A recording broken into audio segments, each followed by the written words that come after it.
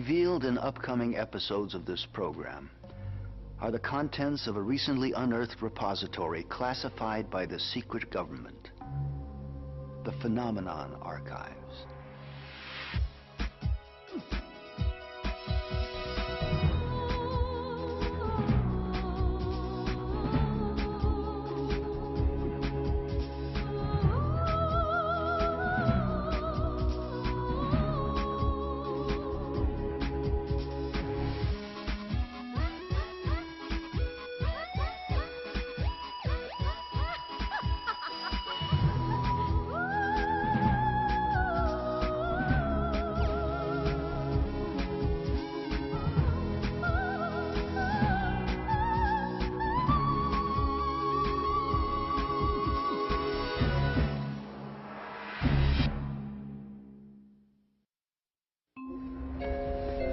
Is there a secret history of the United States intentionally hidden by the mainstream media? Could there be a secret society of fat-moneyed businessmen whose agenda has been the cause of every major war and economic depression? Is there a shadowy elite gently pulling the strings of our world to bring about their own self-serving political program? The answers may surprise you.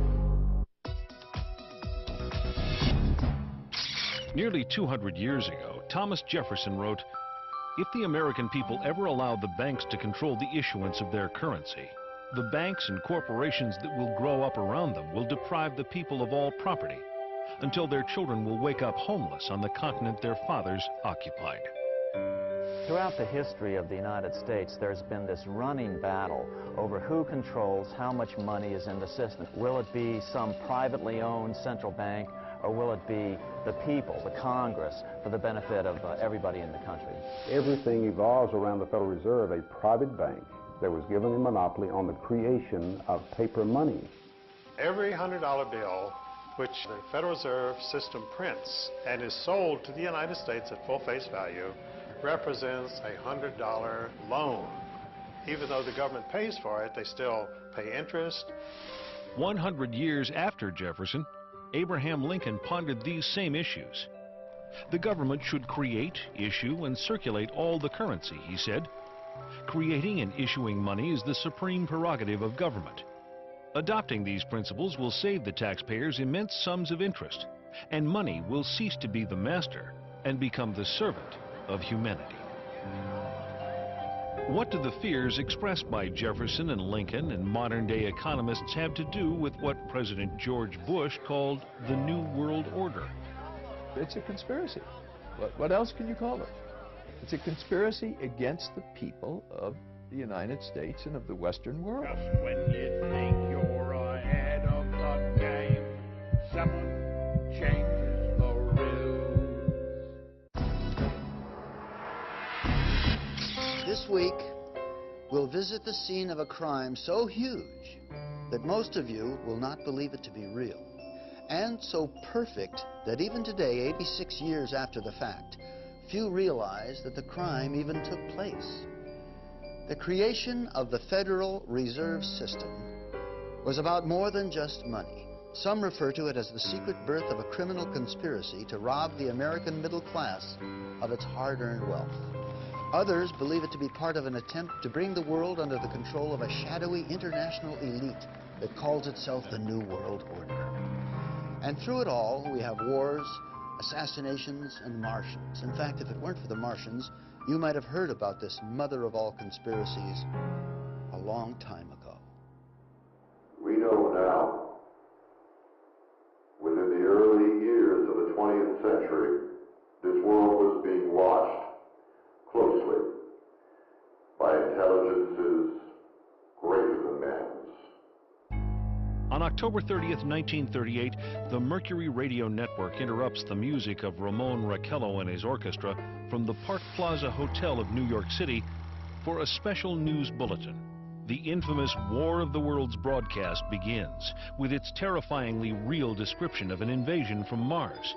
And before the night is out, 1 million people will run panicked into the streets. I'm extremely surprised to learn that a story which has become familiar to children through the medium of comic strips And After what has been a closely guarded secret for nearly 50 years, Orson Welles' original broadcast turns out to be no mere show business stunt. should have had such an immediate and profound effect upon radio listeners. But instead was a complex psychological warfare test conducted by C.D. Jackson for the Rockefeller Foundation. When the results are compiled nearly 2 years later, they are released to an elite whose names most men will not speak of over a whisper. Among them groups like the Bilderbergers, Trilateral Commission, CFR, and the Federal Reserve. C.D. Jackson was the equivalent of being the head of the National Security Council in the White House under Eisenhower. He was the chief of psychological warfare. The breakthrough discovery that the War of the Worlds broadcast was actually a psychological warfare test is key to understanding why experts believe that the Federal Reserve, the Bilderbergers, and other closed exclusive elite groups are pulling the strings that control our societies. Well, it's a fraternity. They have a common objective, and this common objective is to maintain control. America grew so rapidly and became wealthy so quickly that really we've always been the thorn in the side of this New World Order crowd. They've just never been able to get us completely under their control. So America is the target, and once they finally get us subdued, the rest of the world would fall very quickly. Moguls like the late J.P. Morgan, a man so excessively wealthy his likeness adorns the tycoon card in the board game Monopoly, are all safely cloaked behind their own carefully constructed versions of history. But are the private agenda of these select few woven permanently into the fabric of world economy? Are we simply the unwitting pawns in a game whose rules were written amidst the clandestine corridors of private social clubs 100 years ago or more? Hundreds of miles south of the banking capital of the world, New York City, just off the coast of Georgia, Jekyll Island provided a winter retreat to the rich and famous. This tiny ocean getaway was formerly owned by the monopoly man himself, international financier J.P. Morgan. Here, in a conclave intended to remain secret forever, 6 international bankers plan what is to become America's most powerful private institution, the Federal Reserve System.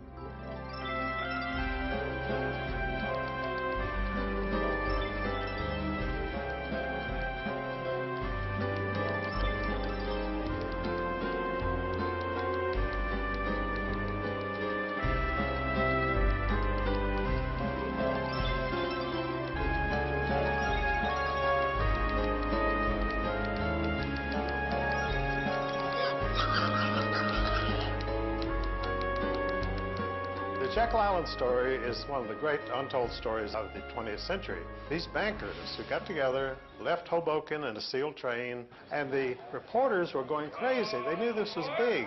These are 5 of the biggest bankers in the world getting on this sealed train. The reporters wanted to know what the hell was going on. And they didn't know for years what had happened. It is at the urging of the famous poet Ezra Pound that Eustace Mullins begins his own personal search for the truth about the origins of the Federal Reserve. Ezra Pound's young artists and writers, friends, were killed during World War I. Ezra wanted to know why they died. Digging book by book, row by row, in the entire economics section of the Library of Congress, I found this little magazine with the Jekyll Island story in it. When I took that to Ezra Pound, he was so thrilled. It was the biggest discovery of his life. In fact, Ezra Pound called the Jekyll Island story the biggest detective story of the 20th century. But why? Andrew Gray, grandnephew of one of the 6 men who met to plot the creation of the Federal Reserve System, scoffs at talk of secret cabals. Well, I'm asked whether the Jekyll Island meeting can be automatically classed as a conspiracy. And the answer, first of all, is that the need for secrecy does not necessarily imply conspiracy. Very important legislation of any kind cannot be drafted in public forum. Back in 1910, they called themselves the Jekyll Island Club. Collectively, members represented more than 1/6 the wealth of the entire world. So anxious were they to keep any knowledge of their meetings secure, they used code names even when talking to friends. "We're going to Jamaica," they would say. And those in the know would understand they were traveling to Jekyll Island. The immediate excuse was the money panic of 1907, which was engineered by Jacob Schiff and the Rockefellers to gain control of some corporations they were after. And so then they said, look, we've got another nationwide panic, we've got to have banking reform. The birth of the Federal Reserve System, we know, was at Jekyll Island, Georgia, in the secret meeting that took place that was attended by Senator Aldrich, who was the chairman of the banking committee, and whose son I knew, incidentally, Winthrop Aldrich, when he was chairman of the Chase Bank. The Aldrich Bill, as it was initially called, received such violent opposition from Democrats and reformers like William Jennings Bryan that despite avid lobbying by the monopoly men, the bill quickly went down to defeat. Once the Aldrich Bill flopped, the bankers immediately moved to Plan B. It didn't work from trying to push it through with Republicans, so they tried to push it through with Democrats. We had, in 1912, a very popular president, a Republican named William Howard Taft. The bankers needed Woodrow Wilson to sign this act into law. He did not have much charisma. He had not a chance against William Howard Taft. Teddy Roosevelt. He was an explosion upon the political scene. Dynamic, outspoken, warm, colorful, exciting, inspiring. And under the surface was a man of ideals. You could say that J.P. Morgan really owned Theodore Roosevelt. You see, his right-hand man, vice president of his bank in New York, George Perkins, lived at the White House. He was a liaison man with the president.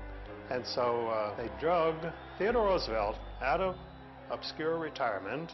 Roosevelt formed the Bull Moose Party and split the Republican Party and elected Woodrow Wilson. That's the only way they could do it. Woodrow Wilson, immediately after his inauguration, called a special session of the Congress to do away with the protective tariff, which had been the thing that had built this country. The second thing that happened was that the income tax came in. And the final thing was the creation of the Federal Reserve, which took place in December, around the Christmas holidays in 1913, that put the cap on this whole revolution. Most of the senators had gone home for the Christmas holidays. We call that in legislative circles having the skids greased. And the skids were greased and they just slid it right on through. Without much fanfare, the president signed it. It became law of the land. One of the major opponents during the Federal Reserve Act battle was Representative Charles Lindbergh from Minnesota, who, interestingly enough, was the father of aviator Lucky Lindbergh, the first guy to cross the Atlantic Ocean solo. And Lindbergh fought them tooth and nail and referred to the Federal Reserve Act as the worst legislative crime ever perpetrated in the history of the United States. And that may indeed well be true. By 1916, even President Wilson was worried. He lamented, "The growth of the nation and all our activities are in the hands of a few men." Near the end of his life, Wilson said that he had been deceived into signing the Fed into law, reportedly murmuring just before he died, "I have unwittingly ruined my government." In law, when any people meet together to plot to rob somebody, that becomes a criminal operation. It can never be anything else. Throughout its subsequent history, it can never overcome that initial criminal beginning. And that's where we are today, a criminal syndicate. That's all it is. It's all it ever has been. Did the creation of the Federal Reserve represent a takeover of the United States by shadowy international financiers? Certainly, the Fed was designed to serve somebody's interest, but whose? Not the American banking community. It was the international banking community. The Morgans were an international family. The fortune had first been made in England, but they were allied with the Rothschilds and others in England, and one of their agents drafted the script for the Federal Reserve. The Rothschild family is one of the wealthiest families the world has ever known. By the early 1800s, they established themselves as the most important bankers in all Europe. By the end of the 19th century, they're said to control half the wealth of the world. As Rothschild biographer Derek Wilson explains, Rothschild critics have justification for their anxiety. The House of Rothschild is immensely more powerful than any financial empire that has ever preceded it, and it's able to control governments behind the scenes, secretly. Economic power, political power go hand in hand, and it's like Mayer Rothschild of the Rothschild banking family in Germany said, "Give me control of a nation's monetary system, and I care not who writes their laws." Nathan Rothschild in 1820 might have had more right to say that than any of his successors. The statement is more or less absurd. The Federal Reserve does not control the money supply. The Federal Reserve influences the money supply. To say that the Federal Reserve only influences the money supply is like saying a robber with a gun to your head is only influencing you to give him his money. And of course, if you give him your money, you may be spared your life, but here again, you don't have your money anymore. There has been, in the last 30 or 40 years, a much greater international flavor to the activities of the Fed because the banking system has become global. And you could no longer regulate the U.S. money supply by simply via the domestic Federal Reserve banks. The Federal Reserve controls the very heart of what's happening with money because money answers everything. It's the one thing that everybody wants. And when you give a private institution a monopoly on the creation of this money, you vest total control in that institution. If you have the money, you can get any law passed you want. So who do you care whether Bill Clinton is president or who is senator from New Jersey? It doesn't make any difference because you write a check and you get another senator. One of the stickiest questions in this debate is this: just who owns the Federal Reserve? The City of London set the whole thing up. The Federal Reserve Bank of New York is principally owned by 5 merchant banks in London, chartered by the Bank of England. Perhaps England, which many have considered a political satellite of the United States in recent years, is really the one pulling the strings of international policy. It's not a matter of who owns the Fed, it's who controls it. The government has given the banks a monopoly, and then you see the Justice Department doing nothing about the bank mergers. A monopoly can only exist with government assistance, and they've given great assistance to the banking monopoly.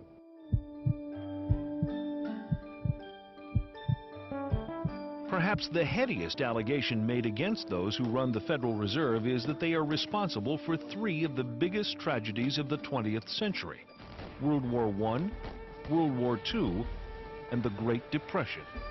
Wars are very profitable. In fact, wars are probably the most profitable thing an international banker can be involved in. So consequently, throughout the last at least 300 years of North American and European history, you see incidents of international bankers backing both sides of a conflict.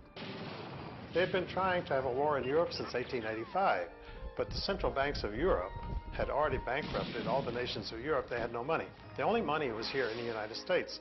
In order to get that money, they had to put a central bank over on the American people. It was sold as a way to bring stability to the American economy. Well, what happens just a little over a decade after the passage of the Fed? We see the biggest depression of this century in any case. For the 16 months prior to the crash of '29, the Federal Reserve increased the money supply by 62%. Now, what was happening back then? Much like it's happening today. People were buying and selling, pledging and borrowing, thinking the good times would never end. And then at the time of the crash, they pulled the plug on the money supply, and the people who had pledged their stocks, their bonds, their homes, their cars, everything, they pledged their savings accounts, they lost it all. Selling guns to one adversary while making loans to another is a common way these boys make their profits during war. And when profits begin sagging, people like Jacob Schiff, Max Warburg, and J.P. Morgan knew how to build them up again. Surprise, surprise, it's a documented fact that these fellows financed Trotsky and Lenin with billions in golden credit to initiate the revolution in Russia. With Russia out of the war and America in, the conflict was extended by at least another 2 years. 2 more glorious years of gun sales and wartime bank loans upon which to earn interest for many more years to come. There is no question that war is a profit-making business. After World War I, Senator Gerald Nye held very famous hearings here in Washington where he dragged in some of the biggest bankers and industrialists and put them on the spot and just examined profits that were made by some of these major interests. War isn't profit-making business. Anybody who says otherwise is a liar or a fool. They were able to manipulate us into World War I, and as a matter of fact, the war stretched out for at least another 2 years beyond what it would have gone. Just when you think you're ahead of the game, someone changes the rules. They did this knowing, with malice aforethought, to strengthen their own profits and to build their own institutions, their own banking institutions. Many people believe that virtually all of the wars of this century have been caused for reasons that benefit small financial groups, those that move in the sphere of influence of the Bilderberg and Trilateral Commission. For an example, the war in the Balkans right now. Who's been providing Milosevic with arms and weapons? The Soviets have. Who has been financing the Soviet Union, their military industrial complex? The United States has. European bankers have. So the bankers have been financing both sides of every major conflict. Conflict brings progress, but controlled conflict brings controlled progress. Every major war, every major conflict. Arms sales, loaning money to governments. You get their people to pay you interest back into the coffers of the bank. Money that you created out of nothing. Nobel Prize Milton Friedman claimed that the Federal Reserve caused the Great Depression by deliberately reducing the amount of money in circulation. Depositors all over the country were frightened about the safety of their funds and rushed to withdraw them. There were runs, there were failures of banks by the droves, and all the time the Federal Reserve System stood idly by when it had the power and the duty and the responsibility to provide the cash that would have enabled the banks to meet the insistent demands of their depositors without closing their doors. Congressman Louis McFadden, chairman of the House Banking Committee during the crash, agreed, saying, "The Great Depression was a carefully contrived occurrence by international bankers seeking to bring about a condition of despair so that they might emerge as the rulers of us all." There was a memo circulated in advance of the stock market collapse. All the big guys, or the insiders, let's say, got out of the stock market during that 4-year period. They all got out. They were cash heavy when the market crashed. They were able to buy up major corporations for pennies on the dollar.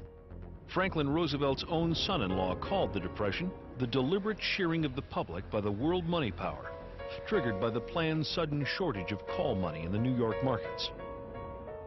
Insider Joseph Kennedy's wealth grew from $4 million in 1929 to over $100 million 4 years later. Then, as now, America's press failed to tell us what was happening. These scenes of unrest in America have never been seen before. Cameramen would shoot them, but newsreels wouldn't play them. Controlling the news started early in America. Of course, the lighter side of the news continued to get lots of play. Around the first bend, it's Rumbleweed by a beat. Alex Feather in second, and Hop's giving a jump. Now coming around the turn, it's Fox Feather. Hop's giving a jump in third. And Hop's giving a jump and down. Oh, ladies and gentlemen. Fortunately, populists from President Andrew Jackson to William Jennings Bryan to Father Charles Coughlin were courageous enough to speak the truth. May I remind our President, with all due respect, that not one of these soldiers cast a ballot on that fateful Good Friday night in the spring of 1917 to force a peace-loving nation like ours to take up arms for the profiteers and the exploiters of mankind. And during the Depression, no one was more dangerous to the banking interests than Huey Long. We've tried the Republican Party, we've tried the Democratic Party, then we've gone back and tried the Republican Party, and now we're back trying the Democratic Party. And unfortunately, whenever we get into power with either one of these parties, we find that the one crying need of our people, the redistribution of wealth, so that none would be too poor and none would be too rich, is always neglected by the party that is in power. How many men ever went to a barbecue and would let one man take off the table what's intended for 9/10 of the people to eat? The only way you'll ever be able to feed the balance of the people is to make that man come back and bring back some of that grub he ain't got no business with. But assassination as a tool of political policy was nothing new to this crowd.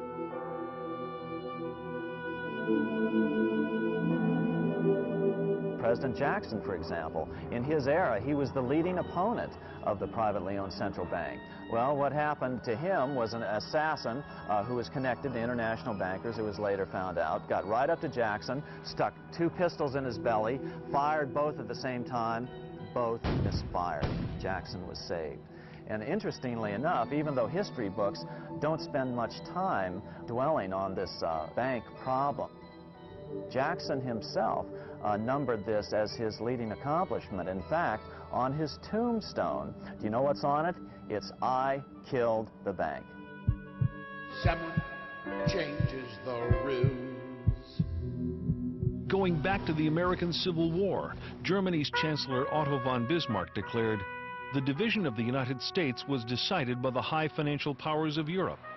They were afraid that the U.S. would upset their financial domination over the world. They saw tremendous booty if they could substitute 2 feeble democracies burdened with debt to the financiers in place of the vigorous republic sufficient unto herself." Abraham Lincoln realized this and so stood firmly for preservation of the Union. But Lincoln needed money to win, lots of it. He went to the Wall Street bankers who wanted 36% interest per annum. Honest Abe chose a less expensive alternative, choosing to have Congress issue the money. The bills were called greenbacks, and they weren't backed by gold, only by the full faith and credit of the United States. With Congress issuing the money, not 1 penny of interest was paid to private bankers. The assassination of Lincoln was related to the bankers wanting control of the money. The same thing went for John Kennedy, that he was planning to reintroduce the U.S. notes rather than Federal Reserve notes. And of course we go back to the Constitution of the United States, which provides that the Congress shall coin the money, the currency, and regulate the value thereof. If you go out and ask the average person on the street who issues the money, they'll say the government issues the money. That's why the lie works, because people know intuitively that the government should issue the money. Well, the Federal Reserve is neither federal and has doubtful reserves. You will not find the Federal Reserve in the blue pages of government in any phone book. You will find it in the business pages next to Federal Express.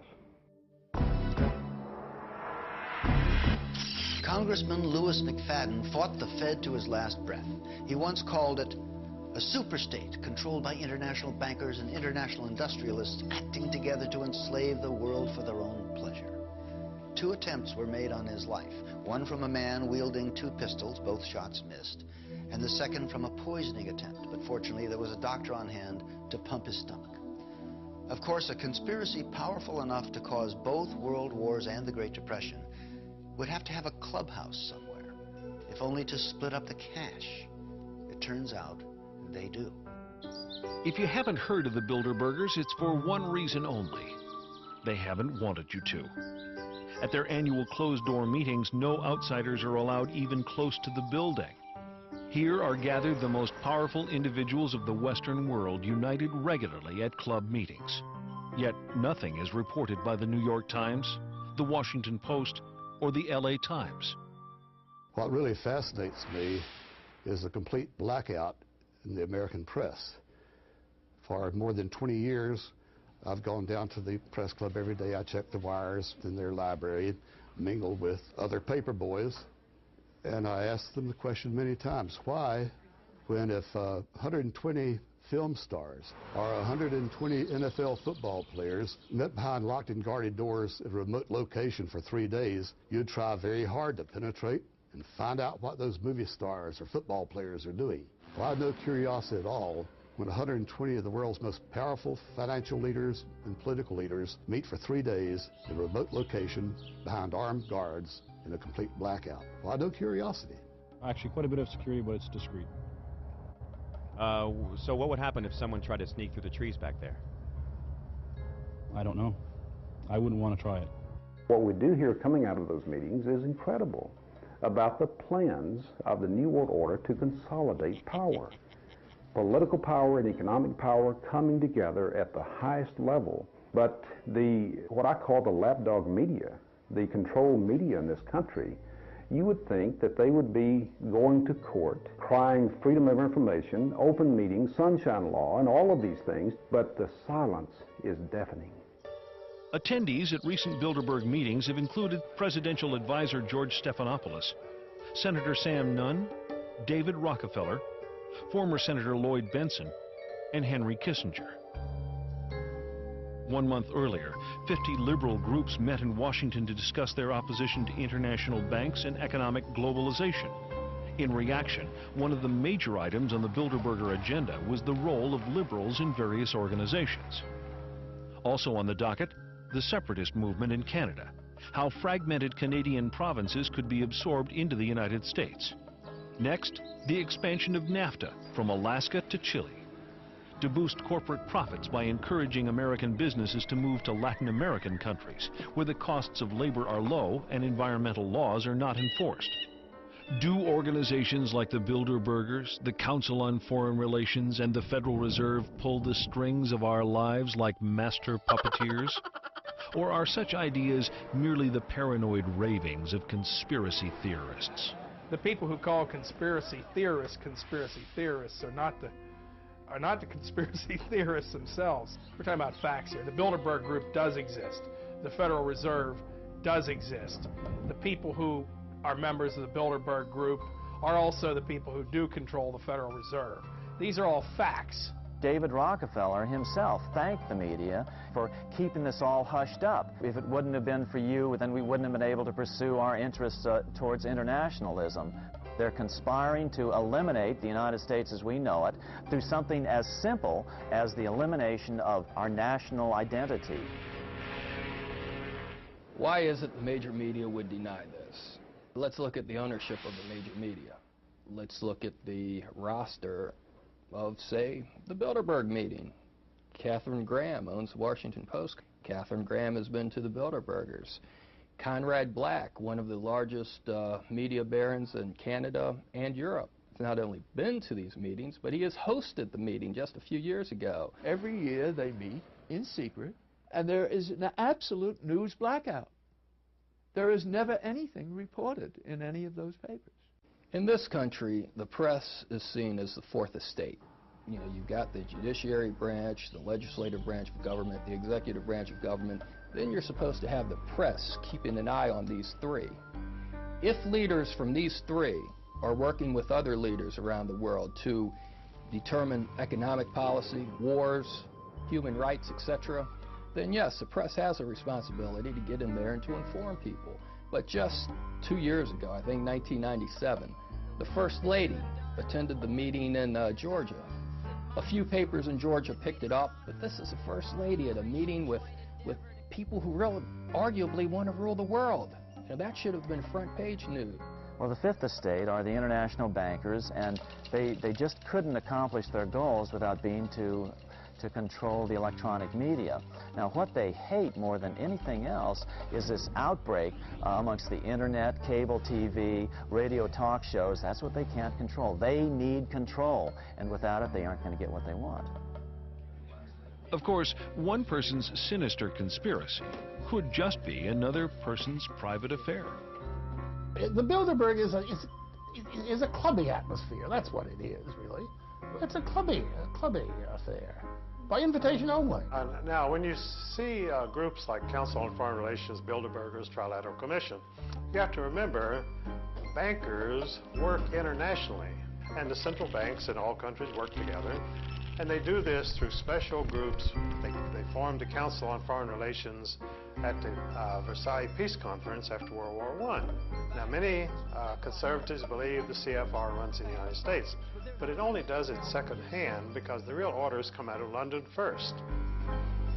Decisions arrived at in secret Bilderberger meetings apparently do affect our lives as much, if not more, than the policies adopted through Democrat-Republican squabbling.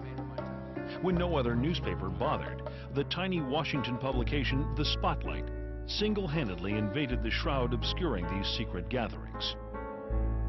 Well, by penetrating the secrecy of Bilderberg, we were able to do an advanced story on the end of the Cold War, the downfall of Maggie Thatcher, an advanced story on the Persian Gulf War, then President George Bush's reversal from his read my lips, no new taxes pledge.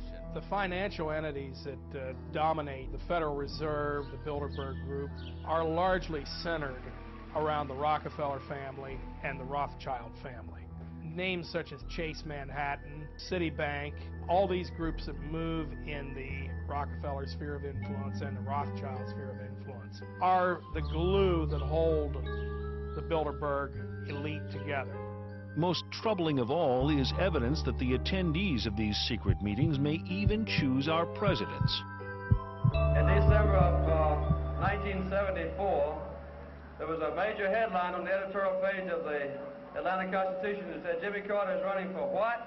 And the what was about this today. I'm running for president.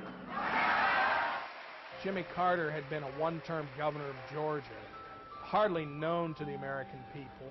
He, however, had an entree into the international elite through his membership in David Rockefeller's Trilateral Commission. No one had ever heard of Jimmy Carter. I think that's fair to say.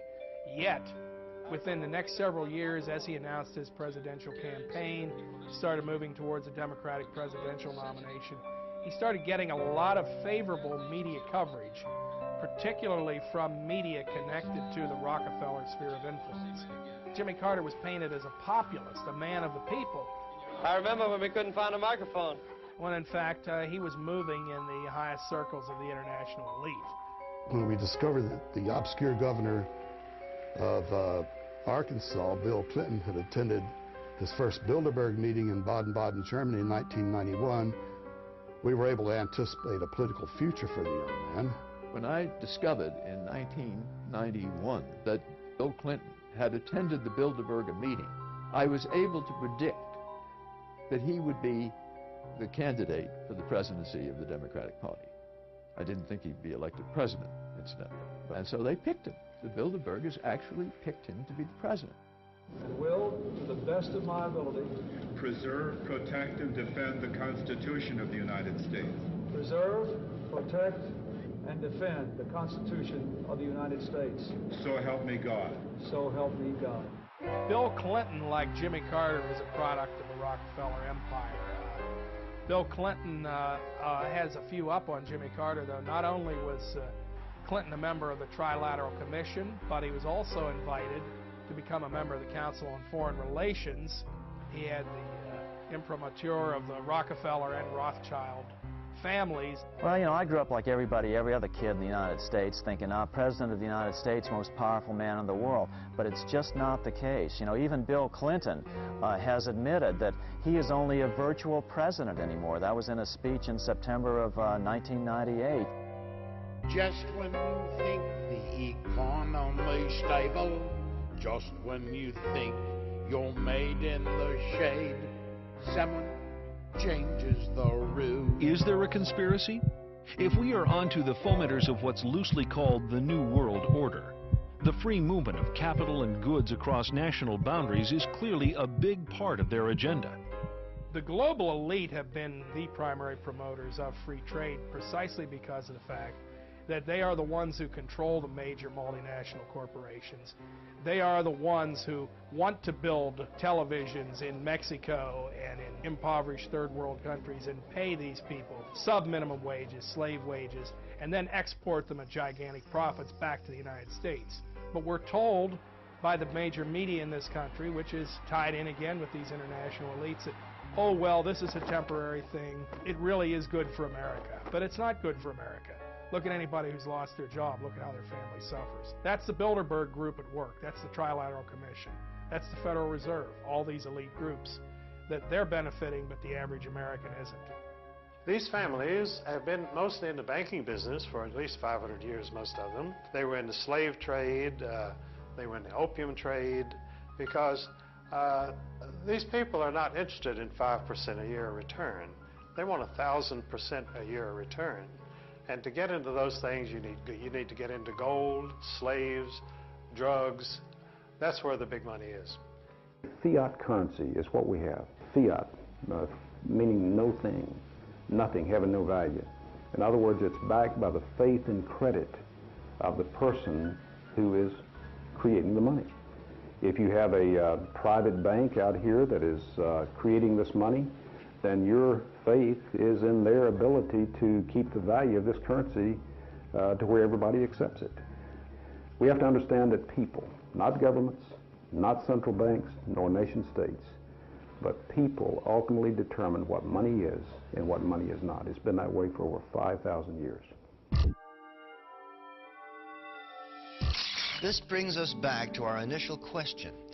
Are we citizens of a great democracy, or is something more convoluted and sinister at work? Is there anything wrong with the best and the brightest controlling our country, or potentially in the near future the entire world? Are international financiers in control of our lives? Are they masters of the universe? What's wrong with an elite ordering world events? There's a lot of things wrong with that. The American people, at least, have always been told that they control their own destiny through their elected representatives, but when you find their elected representatives behind closed doors, surrounded by armed guards who will not let the general public in, and they're making decisions that affect the future of the American people and the people of the world, then there are legitimate questions as to why this elite should be able to dictate things. The whole point of one world government is to eliminate the concept of nationalism. Now, why is eliminating nationalism bad if it would eliminate war? Well, the reason is, if old British Lord Acton's axiom, that is, absolute power tends to corrupt absolutely. If you could print $1 billion tomorrow, well, you could be a master of the universe. But you can't, because they have the monopoly. As long as they can print the money, as long as they can buy the New York Times, the Washington Post, congressmen, senators, presidents, then you can't compete against them. What have you got to offer? If you have relatively few people governing your government, you don't have a democratic government, do you? You've got a secret cabal here who is governing the United States. And not just the United States, but the governments of England and France, Germany, all the European countries, less influence in Japan, but quite a bit there too. So it's a conspiracy against the people of the United States and of the Western world. What would you call it? Are the Rockefellers and the Rothschilds and the people in their sphere of influence the masters of the universe? Let's put it this way, they want to be the masters of the universe, but there are a lot of people who don't want them to be. They create money out of nothing. What a scam. They have so much money, they don't care about money. All they care about is power. All they care about is being able to control the political situation so it goes their way. But they still have not been able to succeed in America because of the wealth and the independence and the patriotic spirit of the American middle class. That's the only thing that's holding this world from a situation of total despotism. See, if I serve you a black cup of coffee and it's 95% coffee but 5% arsenic, it's mostly coffee, but it's going to kill you in the end. What we've been doing is we've been getting a truth-error mixture of events going on around the world. Enough truth to make it seem plausible, but enough error to get you off course. A lot of it has to do with our educational systems, where we've been dumbing our kids down. And when you dumb them down, it's the cruelest form of censorship, because most of this current generation can't even read the books that these guys would be scared of. It's only fitting that we end with a quote from the man who started it all, Woodrow Wilson, a dreamer who tried to change the world for the better, but who in his final years ended up regretting many of the important accomplishments attributed to his presidency. We are controlled by a small group of dominant men, he said, of the worst ruled and most completely controlled governments in the civilized world. Is there a sinister conspiracy in control of our lives? Are there masters of the universe? If there are, I'm not one of them, nor would I want to be. Democratic societies have always been the crowning glory of human civilization, and in a democracy, the people decide, they don't have their decisions made for them. Masters of the universe, you've seen the evidence, you decide. Just when you think that your life has turned sunny, you're counting your money, tasting the honey. Just when you think you're ahead of the game, someone changes the rules.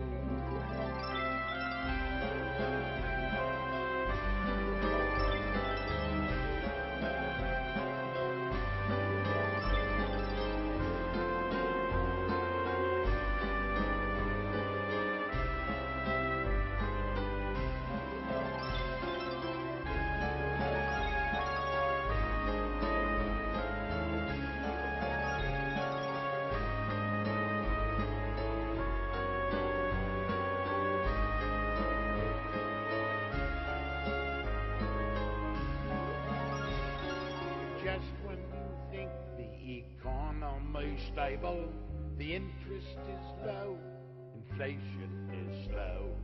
Just when you think you're made in the shade, someone changes the rules.